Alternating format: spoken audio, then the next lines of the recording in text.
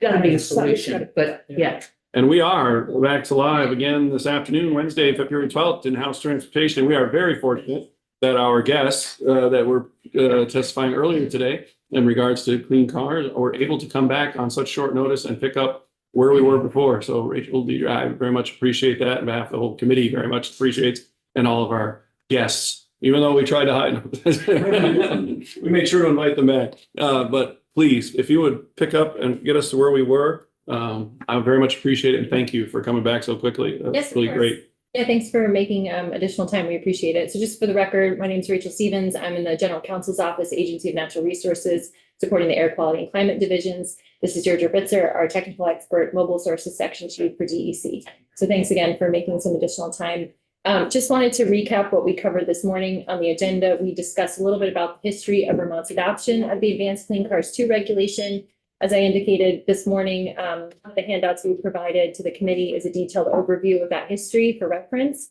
We also walked through some of the mechanics of the Advanced Clean Cars 2 regulation. We talked about both the low emission vehicle requirements for internal combustion engines to make them cleaner and more durable. And we talked about the zero emission vehicle requirement to deliver vehicles a certain increasing percentage each year.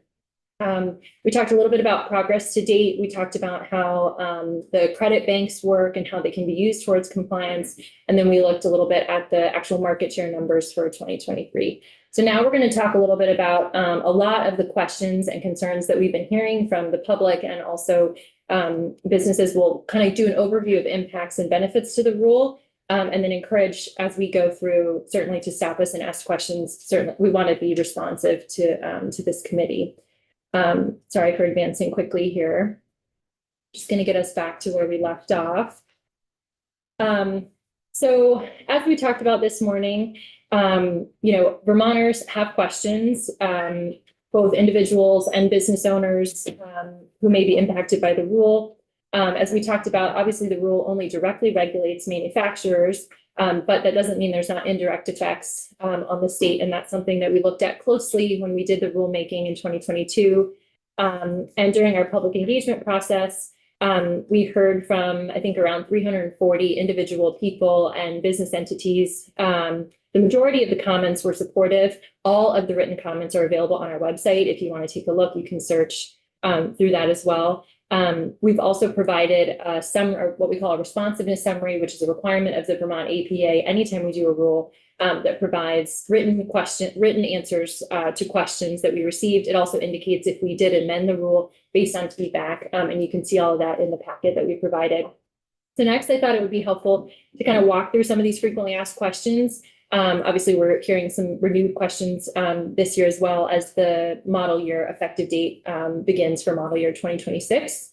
So let's take a look at the benefits for Vermonters. So we already talked about the primary benefit of the regulation is the reduction in greenhouse gas emissions and the improvements in air quality. We talked about how the transportation sector is the largest source of greenhouse gas emissions in the state, and reduction in ozone and particulate matter are really important for public health. But in addition to the reduction benefits, Vermonters do benefit from greater EV availability and diversity in the market in terms of what's available to purchase in the state. There's also purchase incentives that help deal with that upfront cost that consumers might have in purchasing an EV over an internal combustion engine. There's also greater durability and useful life of these vehicles as required by the California standards.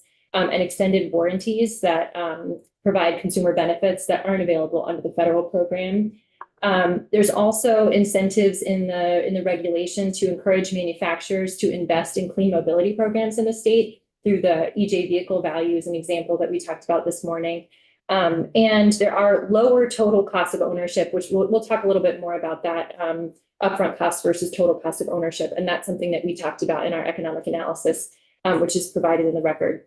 Just want to give one example of the difference between the California standards and the federal standards in terms of the extended warranties. So, for example, Advanced Clean Cars 2 has a battery warranty requirement of 8 years or 100,000 miles, whichever comes first.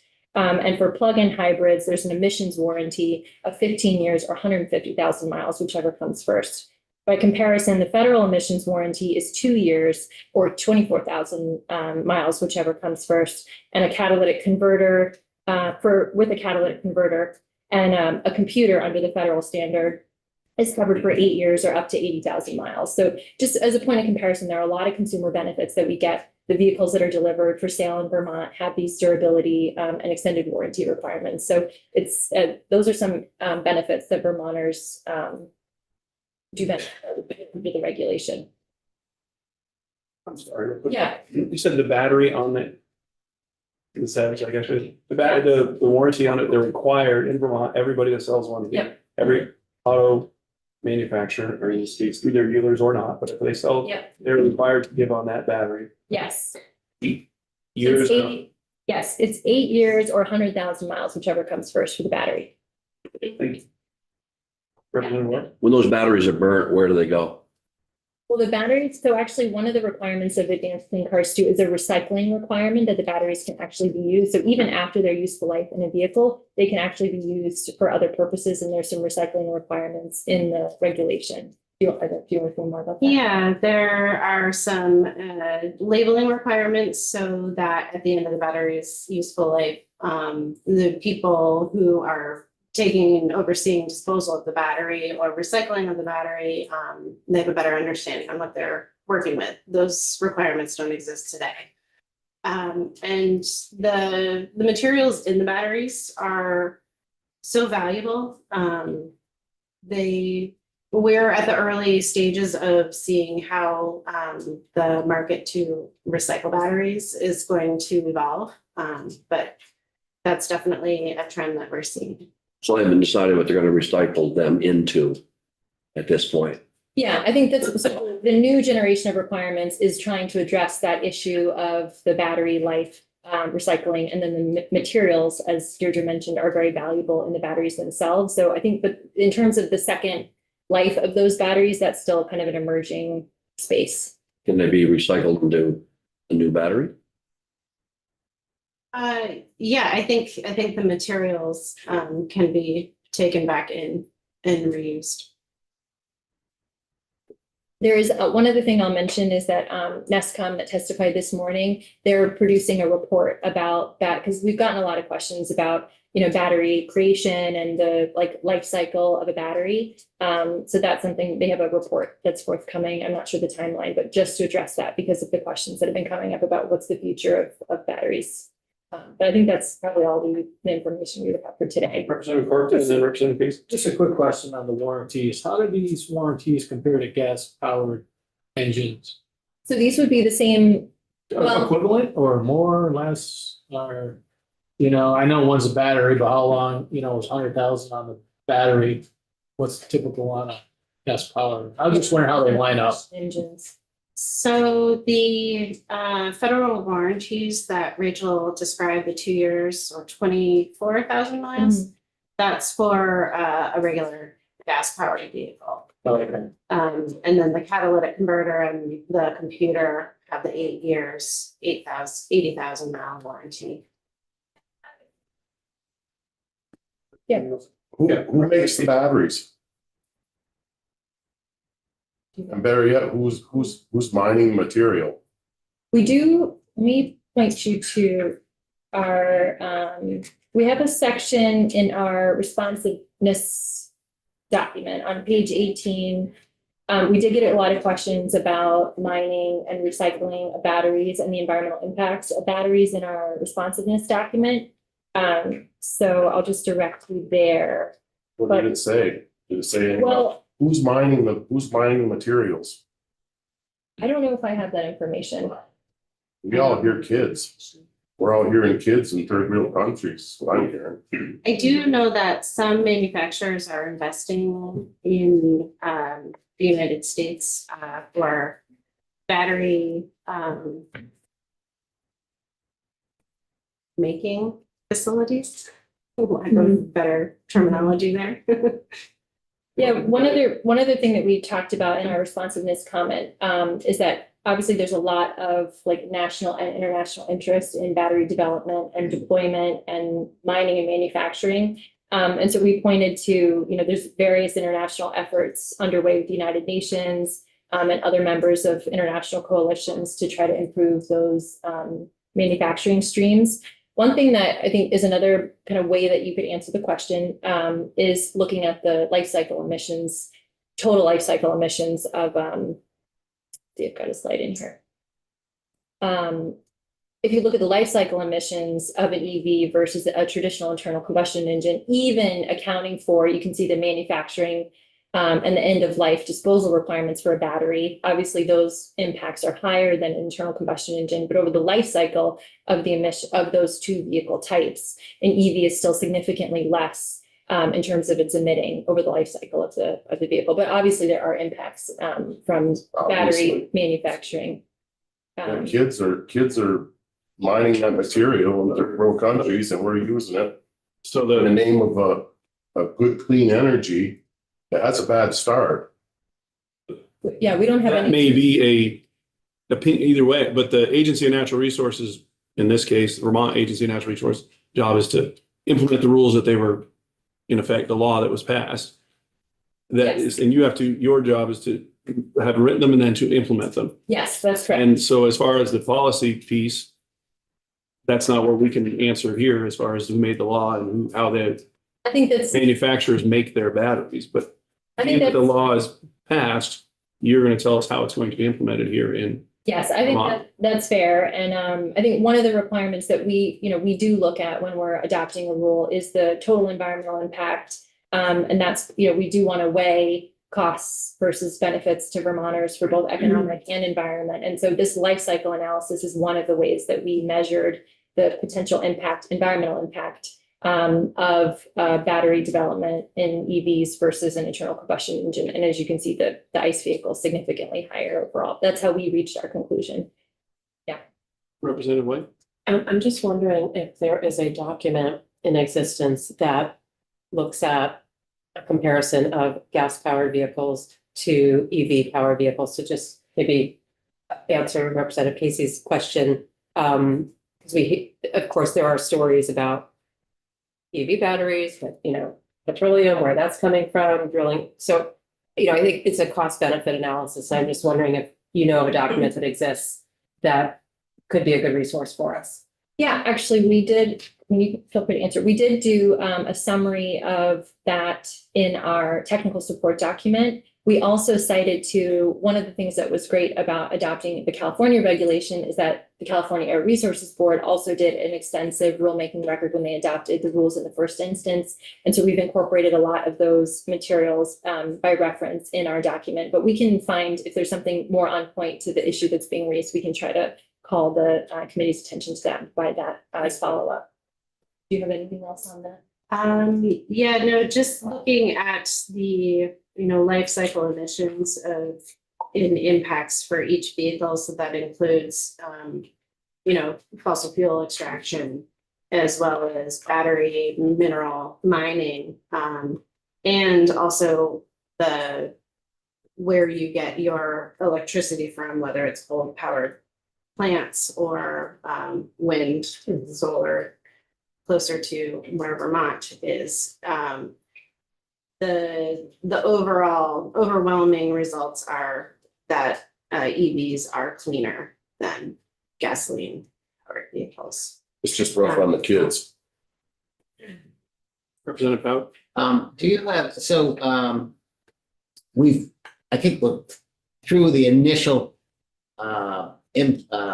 introduction of EVs. I bought one maybe 8 years ago, not much range, and, but as we go further down this, do you have any data on one, cost of ownership, just that basic thing, and also the cost, because now the batteries are, much longer range, probably double what my first car was, and the overall cost of electric vehicles. Is there some expectation on, is that dropping, and when will there be a crossover with regular gas powered? Yeah, so that's one of the main purposes, or one of the many goals of having a technology forcing regulation like this is that we get diversity in terms of EV availability. There's also market competitiveness that can reduce the overall costs in the market. And we do know that battery costs, which are the highest costs, that make up the difference between a traditional internal combustion engine vehicle and an EV, battery costs are lowering over time. I don't know if we have the exact cost, you might have, but this is why we have the technical expert. She does all the information. So we may have that economic analysis, but one thing that I just wanted to call your attention to in the economic analysis that we provided with the original rulemaking, we did look at total cost of ownership and compared an internal combustion engine as compared to an electric vehicle. And that's on page, I think we've got that on page 6 of the supplemental information. You can see a comparison between an ICE vehicle and an EV. We also looked at, included in the total cost of ownership are things like if you had to upgrade your electrical outlet, you can charge on a 110 volt, but if you needed to upgrade to like what you would for a dryer to a 220, including that cost and kind of looking at the overall ownership, the EV is less because there's no gasoline costs when you have an electric vehicle. The cost of using electricity is the equivalent of about $2 to a gallon. It depends. I think I've seen numbers in Vermont as low, like electricity could be as cheap as $1.75 equivalent to a gallon of gasoline.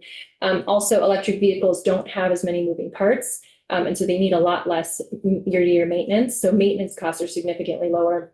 There's a report by the Consumer, I think it's just Consumer Report that Drive Electric reported on, that maintenance costs are actually half of an internal combustion engine over the life of an electric vehicle. And one of the other things that's great about the Advanced Clean Cars 2 regulation is it has useful life requirements built into the regulation so that manufacturers are ensuring that these vehicles actually can be used up to, I think it's like 12 to 15 years to extend that useful life for batteries. So this is important for consumer assurances that the vehicles are going to work comparatively and that they're going to be able to, to use those batteries in those vehicles. They have some assurances, but I don't know if you have anything else you want to add. I'm not finding it, but I did recently just see a really good graphic on how the cost of batteries are declining over time, and I think it was 20% decline in 2024. I will find that for you and share that with the committee. I thought that was really impactful. One of the other, obviously today we're talking about light duty vehicles, but one of the other comparisons that we did in our report was related to medium and heavy duty vehicles too. So you can take a look in our materials at a comparison about a fleet that's trying to purchase an electric truck versus an ICE truck, and kind of you can see that compare the total cost of ownership there. Obviously there's upfront costs are higher, and that's where purchase incentives really make a difference. We heard that from other testimony too, that's really critical. There's federal incentives, state incentives, and some electric utilities have specific utility incentives. I would just encourage the committee, the Agency of Transportation provided a really detailed report about how, where that money has gone, the successes that program has seen, and we can provide a link to that. I think the committee may already have access to that report.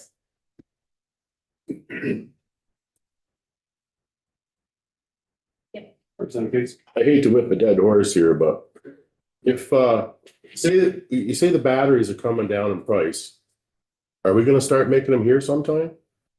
And what are the chances of them coming down in price here with all our union wages and everything else, right, compared to child labor? There are a lot of, in the Inflation Reduction Act, the Biden administration did It's not there now. invest a lot in well, the Inflation Reduction Act does still exist, and For now. it did include investments in vehicle You're gonna ask a manufacturing. question, you gotta let her answer. Yeah, in vehicle manufacturing, and that was one of the goals, is there's a lot of United States manufacturing requirements that are built into the IRA that benefit US manufacturing, and it's part of the overall shift in investment in this infrastructure and this industry. That's part of the goal overall. Did you want to add anything? So I just wanted to mention that I'm sure every auto manufacturer has their own information, but Honda is preparing to mass produce EVs in Ohio in late 2025. Just some of like today's news. The company is also included in a joint venture battery plant in Ohio with LG Energy Solution. So yeah, they are looking to make EV batteries domestically. So just moving on again, feel free to stop us at any point here to talk. But another question that we've heard a lot is about charging and charging infrastructure. So obviously the main difference between electric vehicles and gas vehicles are that you can fuel your car at home. The vast majority of EV fueling, more than 80% at home, and maximizing saving and convenience. And eventually, I mean, we're even seeing some of this with the Ford Lightning. Vehicle to grid technology is something that we're excited about for the future, which will allow a homeowner and a vehicle owner to use their vehicle's battery as a kind of a backup power source in the event of a power outage. There's also some interesting things happening at the utility level about, you know, just using electric vehicles that are plugged in to kind of help actually balance grid load. There's some interesting things happening there. And at-home charging is available and should be available for everyone. There are requirements in the Advanced Clean Cars 2 regulation that require the level 1 and level 2 chargers to be consistent across. So that's important for consumers to make sure that they can charge at home. And even if you don't own your home, Vermont has grant programs to install charging infrastructure at apartment buildings and other locations such as rental housing.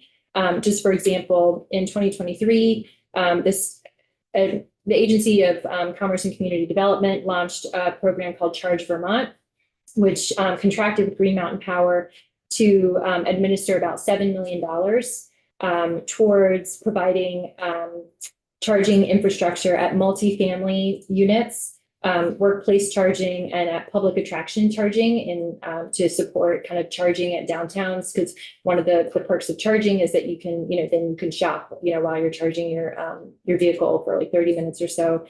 So this program provides incentives for installing these EV chargers and to provide access.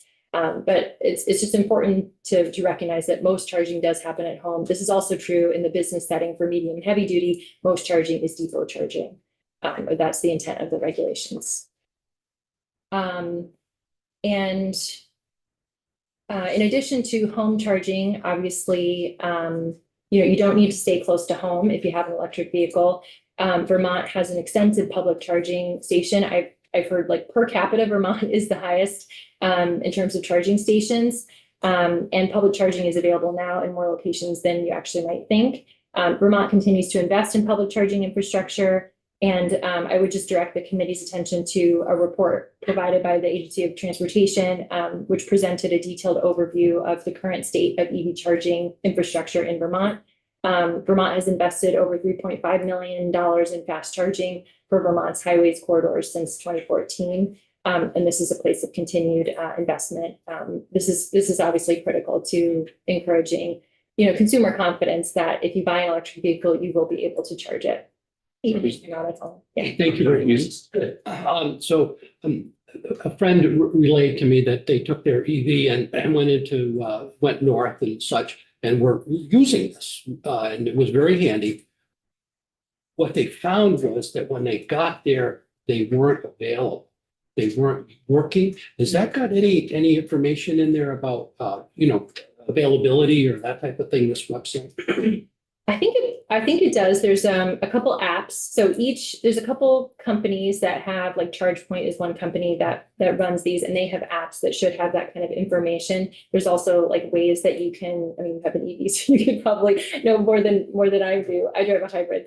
But that shows kind of information about the status of the charging station. But some of them not all of them are run by the state. Some of them are run by the companies that maintain them. Some gas stations, I'm forgetting the name in St. Albans, but there's a gas station that manages those, and they're responsible for kind of upkeep and maintenance. But yeah, we do sometimes here. Deirdre and I are part of, there's a electric vehicle charging infrastructure kind of working group among state it's an interagency working group, and we're constantly monitoring the state of charging, trying to adapt and figure out what the needs are. So there's no real system that all these different charging stations can go to input into a website, and it'd have to be automated and all that, right? I'm not sure. Do you know if there's anything like that? That would be a good question for Dave Roberts. Yeah. I'd like to go this way, but. Good, okay, so just if I could direct my, yes, I'm gonna say colleague, but it's my constituent, to something that might be helpful to him. And I'll bet that there are some people in this committee that might help your answer. Yeah. And don't have our witnesses to the rest of their testimony. So in comparison, so this is a graphic produced by the National Renewable Energy Laboratory, which recommends a ratio of 40 level 2 plugs per 1,000 EVs. And you can see that Vermont is above the ratio at 56.3, which is really good. That shows that we're consistent with the level of electric vehicles we have in the market, and that we're ahead of EV demand in terms of charging infrastructure. You can also see for DC fast charging, the recommended ratio by the National Renewable Energy Laboratory is 3.4 level 3 or DCFC chargers per 1,000 EVs, and Vermont is at 11.4%. So the important takeaway here is that we're on track and outpacing EV adoption in terms of our ratio of charging to vehicles in the state. So we recognize that businesses in Vermont will be impacted by this transition too. This is an important group that we've heard a lot from in terms of concerns and questions about the rule. We know that vehicle repair service providers have questions, business owners have questions, dealers have questions, and these entities do need support in meeting the barriers of increased EV adoption. Just wanted to highlight a couple of examples of what the agency is working on and what the state has available to try to support some of these businesses. We do have some workforce transition support. Our department supports a tech training program that's hosted webinars and trainings on EV repair and maintenance, specifically to support mechanics in this transition. The Vermont Clean Cities Coalition has hosted multiple in-person tech trainings on EV repair safety. And there's an Electrify Your Fleet rebate program developed to accelerate the retirement of internal combustion engines and electrify fleets. These are rebates up to $2,500 and no more than 25% of the purchase price. There's also an EV electrification assessment where fleets that are interested or want to explore electrifying part of their fleets can actually do a consultation with Drive Electric Vermont to figure out what would be the upfront costs, what incentives do you qualify for. So kind of like capacity building technical assistance to figure out if it's going to work for your business. Again, this requirement does not require anyone to purchase an electric vehicle, but these are resources to figure out if it would be a good fit, depending on the model or the weight class of the vehicle that you're interested in. And we also, at Department of Environmental Conservation, have partnered with, in the medium and heavy duty space, not the light duty space, but we've partnered with school districts that want to electrify their school buses, public transit agencies, electric utilities. There are several medium and heavy duty incentives that our agency administers through the Volkswagen settlement funds. We've got about $3 to $5 million for those fleets, and also diesel emission reduction program. Again, that's medium and heavy duty, but just kind of an example of some of the ways that our agency is trying to be responsive to business questions. And then this EV dealer program we thought might be of interest to the committee. This is a program hosted by Drive Electric Vermont, which provides resources specifically for dealers.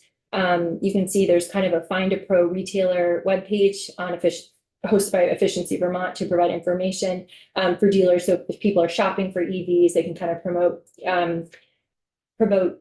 dealers in the state. There's a sales incentive, like a direct incentive for dealers and salespeople to sell these vehicles.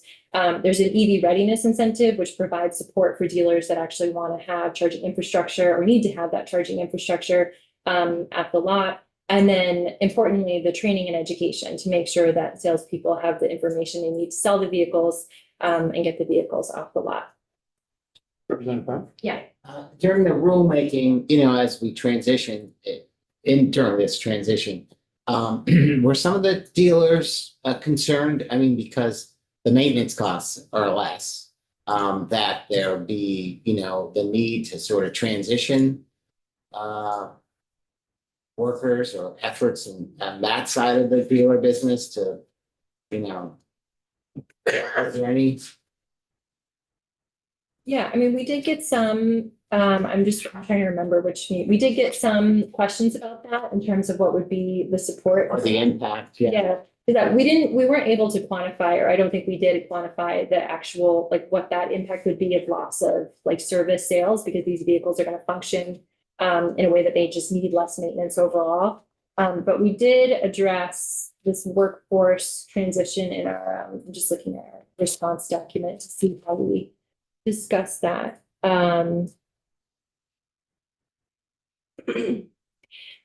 In our responsiveness document, we did talk about there was some funding in the Inflation Reduction Act available to do some of this workforce training. Obviously, we're doing it in the state, even aside from federal funds.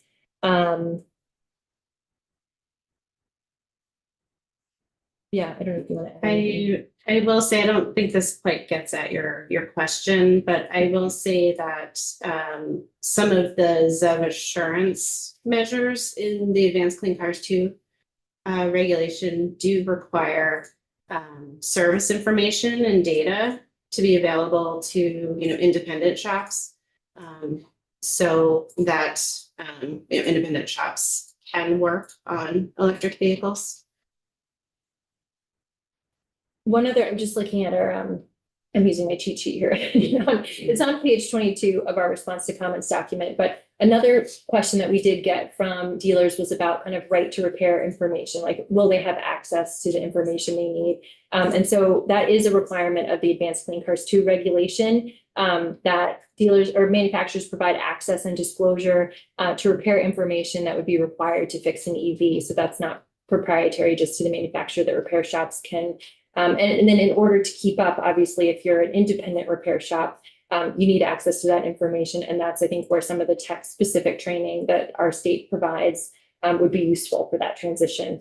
So it wouldn't just be the dealer training, but the tech training as well. So I guess that's how I would answer that question. Yeah. Representative Welch? I went out of my way to talk to some local dealers this weekend, North Point and Hayes Ford. Just a few points to make here along the way. I know it's painting a tremendously rosy picture. And I think the cars are great if you're going to go 110 miles a day or 50 miles a day, whatever. And I'm all for an infrastructure, because I think eventually American technology will catch up to it and will be a viable vehicle to have. But right now, they're more concerned with, it was very nice to say encouraged. They're being forced to sell some of these vehicles. And when you get to the truck end, I had a talk with John Bruno from Bruno Trucking up in Irisburg. The trucks are basically junk. They got 6,000 pound batteries. They got no power. They sink in the fields if a farmer wants to use them. And because they're so heavy, you're ticketed for 40,000 miles on Vermont highways. You lose that 6,000 or 8,000 or whatever those batteries weigh. And so you can't carry as big a load. There's a reason that emergency vehicles and fire trucks are not held to that standard to buy electric, because they're unreliable. They don't function very well. And to encourage them, to force them to sell vehicles that they can't sell, got to remember, everybody in EVs is very happy that they're selling 13 or 14% of the market. It's still 85% of the market that's buying combustible engines. Their time is not here yet. I can understand that we got to do our part and clean up the environment, et cetera. I'm all for it. I know we're burning up our planet. There's no doubt. But to force local dealers to do this is wrong. And Ford company has lost, I don't know how many millions of dollars. You mentioned the Ford Lightning project. They're losing their butt on that whole program. So I always hear the rosy side of things. It's not reality. Technology is going to get better. I'm sure everybody will have one, in 20 years. But to force dealers and to make them buy these junky trucks that don't perform, and they cost 3 times what a conventional truck costs, is wrong. If I could. So I appreciate that. We hosted, a lot of what you're talking about is related to the Advanced Clean Trucks regulation. And, Deirdre and I hosted an information session. I think it was about 90 minutes, 2 hours, just to hear from dealers directly. We had that on the 28th of January. And the purpose of that was for us to hear that feedback, hear what dealers are dealing with. And I just want to acknowledge that there's a big difference between the requirements in the Advanced Clean Cars 2 regulation for light duty and Advanced Clean Trucks. So we acknowledge that. There is demand and increasing demand for light duty vehicles, electric vehicles, which is why that sales target is a lot more ambitious than it is under the Advanced Clean Trucks regulation. I'll just point to the in the medium and heavy duty space. This is the Advanced Clean Trucks regulation. Fossil fuel trucks, internal combustion engine trucks will continue to be available.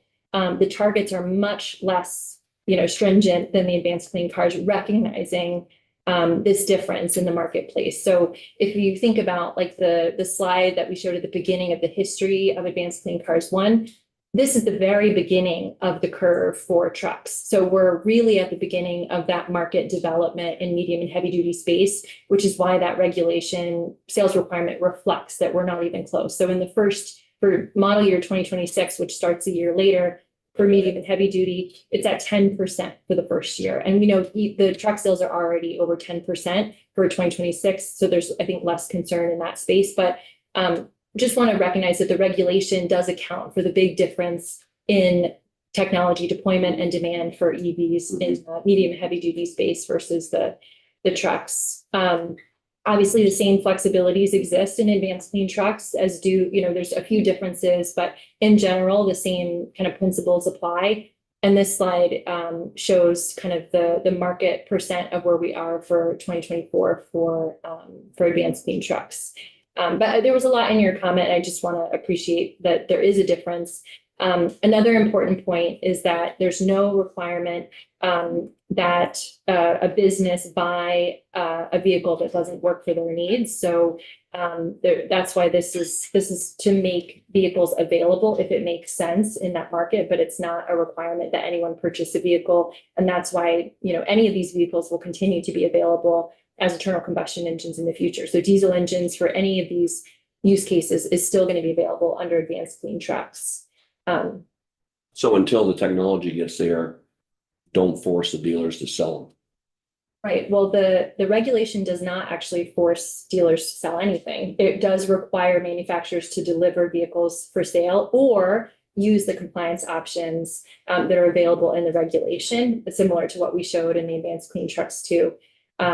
I think that what we heard in our information session is that dealers are dealing with an issue where manufacturers are imposing a requirement that doesn't exist in the regulation, which is kind of a ratio requirement. So we're definitely aware of the issue, and we're working on engaging with manufacturers to try to make sure they use the compliance options available in the rule instead of forcing dealers to sell vehicles that they don't need. I don't know how else you might answer that. There's a lot going on behind the scenes in terms of how manufacturers are choosing to comply, and we're taking that feedback really seriously and making sure that we engage. I think eventually the technology will be there. It's just not there now.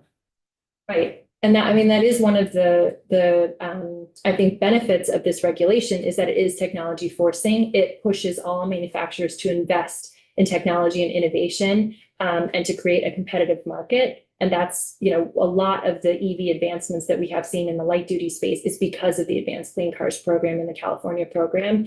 But just want to recognize that this is the beginning of the curve for medium and heavy duty, whereas Advanced Clean Cars has been in place for decades, and that market is much further ahead, and the regulation accounts for that in terms of how we roll out the percentages. And in the early years for Advanced Clean Trucks, we're really focusing on the vehicles, the duty cycles, the scenarios where it makes sense to electrify today. So getting at like the earlier vehicles where it makes sense. I have a quick clarifying question. You said the concern in the heavy truck, in the truck market, truck clean car, you said the concern is less.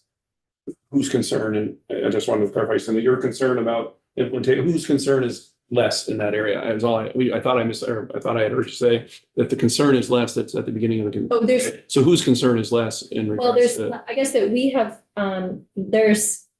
there is more demand for light duty vehicles today than there is for medium and heavy duty. And trying to recognize that that's reflected in the market share, the percent requirement, or the sales requirement. If you compared advanced clean trucks to advanced clean cars too. So we have a lot less concerns about dealers being able to sell those light duty vehicles than advanced clean trucks, which is a new emerging space, or at least that's what I was intended to say. So, yeah. Thank you. I'm sorry, I thought you were done, my bad. Apologies. Representative White? I'm just acknowledging that some of the concerns about the advanced clean trucks. Do you have case studies or thoughts on where you're really seeing it's a good fit for certain truck owners? Like where does it make sense to have an EV truck or even like a plug-in, like maybe that's a better solution for the trucking industries? Just curious. Yeah, go for it. No, go for it. I was gonna say, I think those use cases where, like a local delivery truck where operates less than 100 miles a day, goes back to like a home base or a depot every night. So that way you can use depot charging, charge the vehicle at night. I think that's where you can get at it. We're seeing some transit buses and electric school buses. But yeah, I would say like the class 2B, 3 kind of delivery vans. Like an ice cream truck. We do trash, I think, because we get to see through our department, we get to see a lot of these deployments because we issue the DERA grants and we issue the VW grants, which provide a lot of funding for upfront costs for businesses that qualify. And I think we've had like a trash hauler. 2 trash haulers. We've had a number of utility bucket trucks, stick bed truck. And then we just recently had a request for application for the Volkswagen funding. And I think we awarded around $1 to $2 million. And I know that we're actively working on putting those grant agreements in place. But some of those were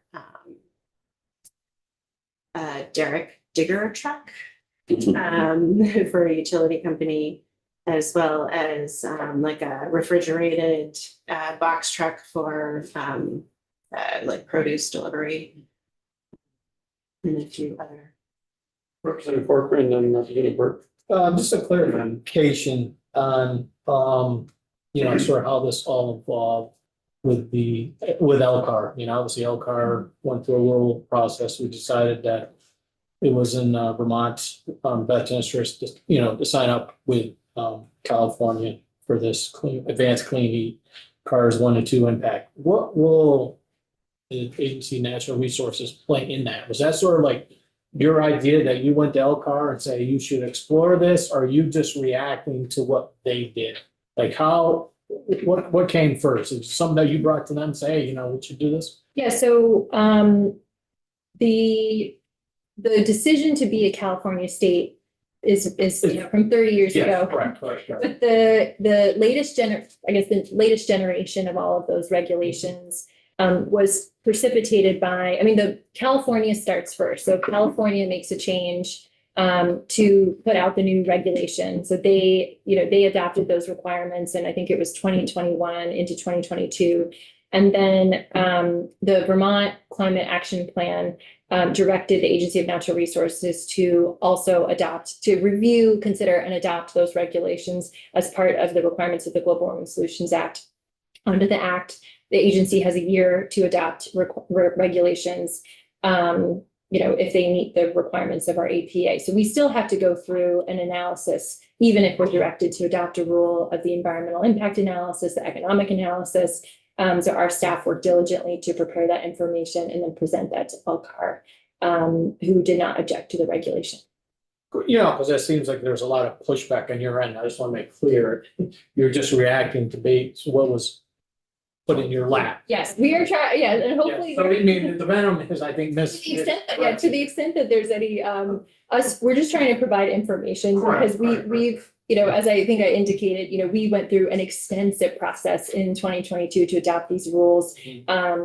Produced an enormous administrative record, attended, we drove all over the state and hosted these meetings. And so it's really not about, we're not trying to necessarily rebut anything, just to provide the information that the agency reviewed and considered when it did adopt the rule. And from our perspective, that technical information still exists. Obviously, there are, concerns and questions that we're hearing. And when we do get that information, for example, for advanced clean trucks, we do provide that feedback among, as Megan from NESCOM mentioned, the Section 177 states meet regularly with California.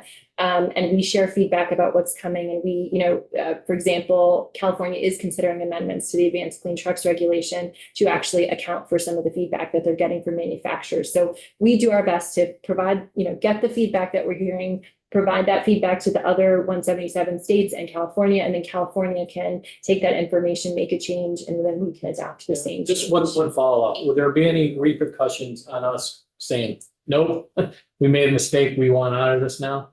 There is a citizen suit provision in the Global Warming Solutions Act that allows any person to sue the state if the agency does not adopt a rule required in the climate action plan.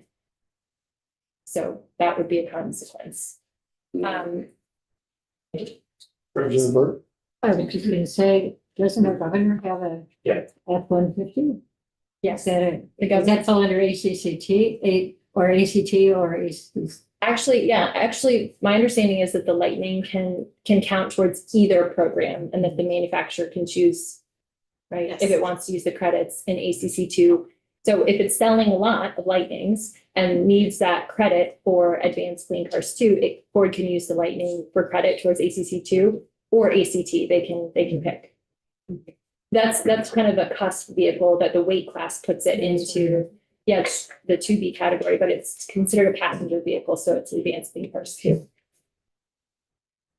Minutes, Representative Pouch. Um, Got about 2 minutes left. yeah, this will close it up maybe. Because the federal government, the EPA has allowed California to generate these rules going back to 1980s, whatever it is. And now, Vermont has, tied on to it, and that's been approved by the EPA. Is it correct to say, like, if, this committee said, we like this part, but only for the cars, not for the trucks. We couldn't mix and match this regulation, right? I mean, we have to adopt it as California has adopted it. Is that true? Yes, it is true that the state must adopt an identical regulation because we cannot have this third car problem where manufacturers either need to say California certified or federal certified. So that's true, but each the regulation for Advanced Clean Cars 2 is separate from Advanced Clean Trucks. So we've adopted both in the state, but they're independent. So we're talking about them in the same breath because they were adopted at the same time. But they do affect different markets. And so, but to answer your question, they do need to be identical to California's Right. if we're going to proceed in the And program. we're talking about two then, cars and the truck. Yes, it's actually 4. But the short answer is yes, there's light duty, there's medium and heavy duty. And all 4 are described in the rule summary. So you can see the differences in that packet. We're down to about 30 seconds there, Representative Burke. Perfect. I only need 10. How long are we in this agreement with California? We have adopted this requirement. I think these requirements go up through model year 2035. They say 2035 and beyond. Yeah. Thank you very much for being able to come back and for your testimony earlier and today. Thank you. And we appreciate your flexibility. Yes, of course. And of course, if you have any additional questions or we'll try to follow up on some of the